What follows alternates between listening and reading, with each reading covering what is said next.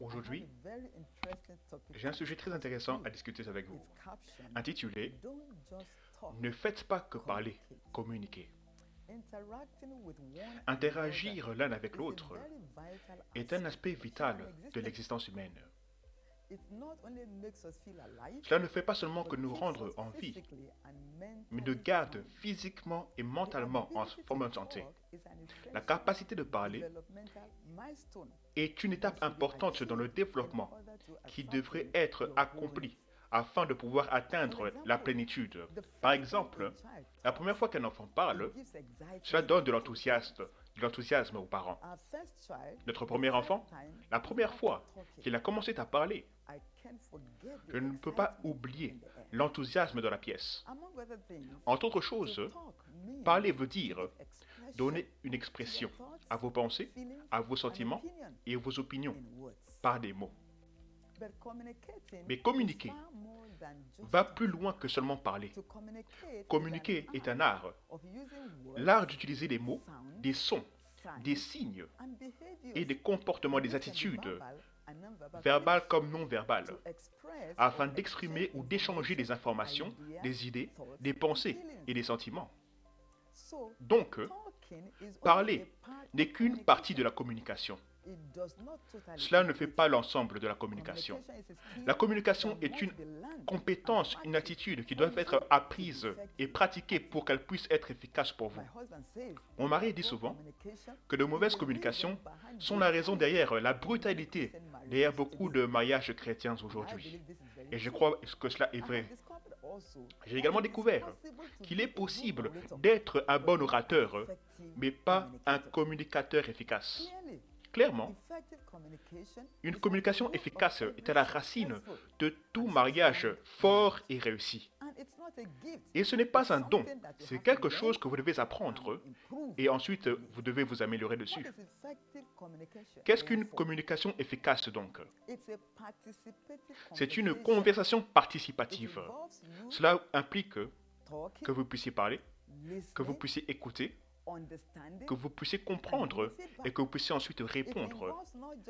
Cela n'implique pas seulement que l'expression de votre opinion, mais écoutez votre époux également, afin d'assurer la compréhension entre vous deux. Cela veut dire qu'il y a l'usage de rapports verbaux et non verbaux. Une bonne communication répond à ces 4 questions. Quoi? Que devez-vous dire? Quand? Quand devez-vous le dire? Où devez-vous le dire? Et comment? Comment devez-vous le dire? Et ceci nécessite des compétences et de la sagesse. Pourquoi est-ce que les communications efficaces sont vitales pour le mariage? De bonnes communications sont la ligne de vie pour toute relation réussie, y compris pour celle du mariage. Ce que l'oxygène est pour les humains et ce que la communication est pour le mariage. J'ai découvert cela. Il nous est dit des recherches que les hommes peuvent survivre pendant 3 semaines sans nourriture, 3 jours sans eau, mais seulement 3 minutes sans oxygène. Cela vous montre l'importance d'une communication efficace dans le mariage. Mais rappelez-vous que les relations ne font pas qu'exister dans le vide. Elles sont construites entre 2 individus qui sont engagés à partager leur vie l'un avec l'autre. Donc, la communication aide à fortifier la compréhension, l'intimité et la confiance. Cela vous aide, vous et votre époux, à vous sentir respecté, validé et compris. Et cela qu'est le mariage. Laissez-moi partager avec vous certaines stratégies pour vous aider à faire de votre communication avec votre époux quelque chose de plus efficace. La première des stratégies, gardez la ligne de communication ouverte, qu'on puisse vous approcher par votre époux. Maintenez une attitude d'ouverture. Que ce ne soit pas à chaque fois que votre époux souhaite discuter de quelque chose avec vous, votre réponse c'est toujours s'il te plaît plus tard. Je suis occupé maintenant. Faisons-le demain. Cela peut facilement décourager votre époux. Il n'y a aucune meilleure manière de connaître votre époux que de discuter librement d'une variété de sujets qui vous affectent, vous et votre foyer. Parlez de vous-même, de votre époux, de votre relation, de votre travail, de vos enfants, mais des choses qui vous affectent directement. Il est très important de vous assurer qu'il n'y ait aucun commérage dans vos communications. Ne vous asseyez pas avec votre époux pour commencer à parler de quelqu'un d'autre, du mariage de quelqu'un d'autre et les défauts de quelqu'un d'autre. Occupez-vous, souciez-vous de vos propres affaires. Il est très important pour nous de comprendre qu'au plus votre époux et vous discutez, au mieux vous vous comprendrez l'un et l'autre, et au mieux sera votre ligne de communication. Une des premières dames d'Amérique, appelée Nancy Reagan, a dit « La différence entre un mariage réussi et un mariage médiocre consiste en laissant 3 ou 4 choses par jour sans avoir été dites. » Et cela est très vrai. Une communication ouverte cimente votre relation de mariage et crée un lien difficile à rompre. Quelqu'un a dit que si vous parlez ensemble, vous resterez ensemble. Voyez, de mauvaises communications peuvent être l'une des raisons pour laquelle Adam et Ève ont échoué, sont tombés dans le jardin d'Éden. En Genèse 2, 15 à 16, paraphrasé, la parole dit « Et l'Éternel Dieu ordonna à l'homme. » Ordonna. Le mot important ici, c'est ordonna. Dieu n'a pas simplement dit, mais il a ordonné à l'homme. Et au verset 17, la Bible dit que « Au jour où tu mangeras de ce fruit, tu mourras assurément. » Pas peut-être, mais tu mourras assurément. Mais lorsque le serpent est venu rencontrer Ève pour lui dire, regardez ce que Ève a dit en Genèse 3:3. Ève a répondu, Dieu a dit. Dieu n'a pas fait que dire, mais il a ordonné. Ève a dit, à moins qu'il meure. Mais il a dit que tu mourras sûrement. Donc il y avait un problème de communication là. L'erreur faite par Adam et Ève ne doit pas être répétée dans votre mariage. Vous réussirez au nom de Jésus. Donc, dans des termes clairs, discutez de votre vision, de vos aspirations pour votre famille et avec votre époux. Et en le faisant, soyez honnête. Parlez avec une conscience pure et ne soyez pas quelqu'un qui juge l'autre. Vos motifs devraient être purs. N'apportez pas des soucis pour faire du mal à votre époux. Soyez guidés par la parole de Dieu et du Saint-Esprit. Dites exactement ce que vous pensez et évitez des ambiguïtés inutiles ou cajoler l'autre ou de maquiller les mots. Parlez clairement droit au but. Soyez vrai et sincère. Vous savez quoi? Une demi-vérité est un mensonge complet. Il n'y a pas de deux voies à cela. La vérité bâtit la confiance. Et lorsque la confiance est rompue, cela demande du temps à la rebâtir. Et bien sûr, c'est très important, chers écouteurs, chers auditeurs, soyez prêts à accepter et à admettre lorsque vous avez tort, parce que vous n'êtes pas parfait. Deuxième stratégie que j'aimerais partager avec vous aujourd'hui, sur comment améliorer vos communications avec votre époux, c'est apprenez à écouter. Il a été dit que les bons auditeurs sont également ceux qui aiment le mieux. Écouter, ce n'est pas seulement faire d'entendre, mais prêter attention à ce qui a été dit. Ceci est crucial. Cela aide à bâtir la relation, à résoudre les problèmes, à assurer la compréhension, à résoudre les conflits et à améliorer la précision. Cela nécessite de la concentration mentale et parfois même physique également. Et ça, c'est de œil à œil. Lorsque vous communiquez et que vous discutez avec votre époux, regardez-vous les yeux dans les yeux. Il y a un dicton chez moi que lorsque vous parlez à quelqu'un, face à face, c'est là où les vrais sens des mots peuvent être compris. Une bonne audition est exprimée dans votre langage corporel, dans vos réponses et tout ce que vous répondrez sur le sujet. Et apprenez à poser des questions pour clarifier certains sujets. Parfois, exemple, vous pouvez demander « Qu'est-ce que tu dis ?» Ou par exemple « Est-ce que c'est ça que tu veux dire quand tu dis ça ?» C'est important, poser des questions, afin de ne pas vous-même devenir un point d'interrogation. Lorsque vous écoutez correctement, vous prendrez de bonnes décisions et aurez un bon jugement.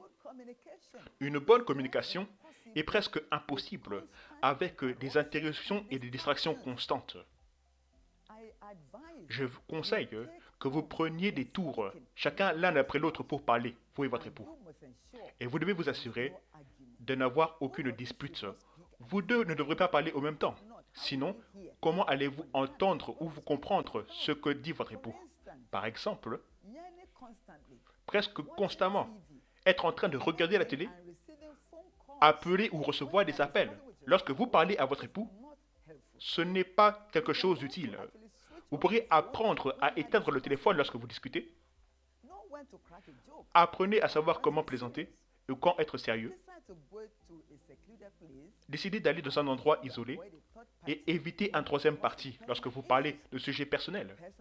Personnellement, c'est ce que je fais. Je m'assure de ne pas discuter de sujets personnels lorsqu'un troisième parti est autour avec mon époux. Et cela nous a beaucoup aidé. Et assurément, vous devez vous assurer d'éviter de transformer les mots ou de mal interpréter les mots. Cela vous aidera beaucoup. Et troisièmement, finalement, le bon moment, les bonnes paroles. Ecclésiaste 3.1 dit, à chaque chose il y a une saison et un temps pour toute chose. Et il a été dit que les mots sont puissants. Ils ont la capacité de créer un moment et la force de le détruire. Donc, utilisez les mots avec sagesse. Il y a une saison convenable pour tous les mots. Un bon timing nécessite de la sagesse, de l'intelligence et de l'amour. Ce ne sont pas tous les sujets qui peuvent être discutés à tout moment. Par exemple, vous ne devriez pas discuter de sujets personnels ou de la famille avec des amis quand vos amis sont présents ou des membres de la famille éloignés sont présents. Vous devez être sensible.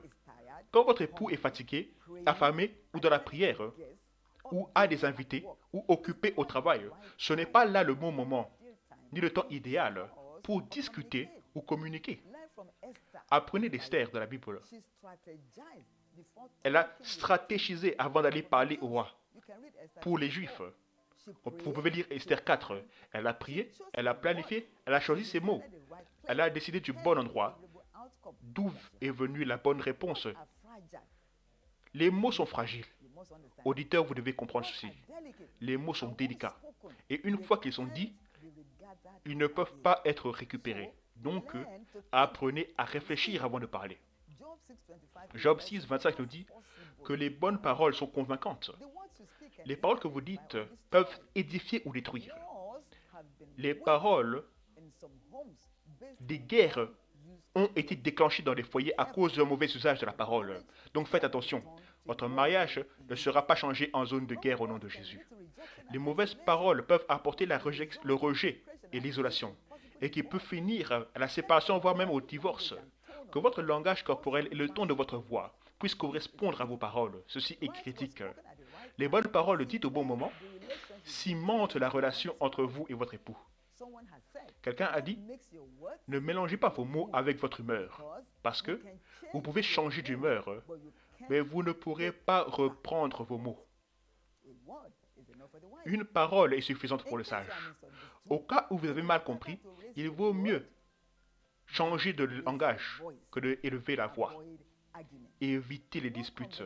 Aucune conversation, et ceci est un grand avertissement pour vous auditeurs, aucune conversation ne devrait dégénérer en dispute. Parce que au plus vous pensez gagner des disputes, au plus loin vous vous éloignez de vous l'un et l'autre. Il y a généralement deux côtés à une dispute, mais aucune fin. Aucune dispute ne devrait être autorisée pour amener la désintégration dans votre mariage. En conclusion, écoutez attentivement à cette parole de sagesse. C'est la pluie qui fait croître les fleurs, non pas le tonnerre. La parole est suffisante pour le sage. Donc maintenant, recevez la grâce pour une meilleure communication dans votre mariage au nom de Jésus. Et au cas où vous traversez des tensions dans votre mariage, à cause d'une communication inefficace, je prie pour vous aujourd'hui, recevez la sagesse de Dieu afin d'être capable de gérer cet aspect particulier de votre vie pour commencer à jouir d'une plus grande paix et des bénédictions de votre mariage. Ainsi en sera-t-il au nom de Jésus. Finalement, êtes-vous né de nouveau? Êtes-vous un enfant de Dieu? Courbez les têtes maintenant et priez avec moi. Dites après moi, ô Dieu, aujourd'hui, je viens à toi. Je suis un pécheur. Jésus, sauve-moi. À partir d'aujourd'hui, je vivrai pour toi. Au nom de Jésus. Amen. Félicitations. Si vous avez fait cette prière, allez sur le site internet affiché sur les écrans pour remplir le formulaire du salut. Envoyez vos témoignages également. Par le même moyen, connectez-vous aux réseaux sociaux que vous voyez à l'écran. Et rappelez-vous toujours que Dieu est trop fidèle que pour échouer.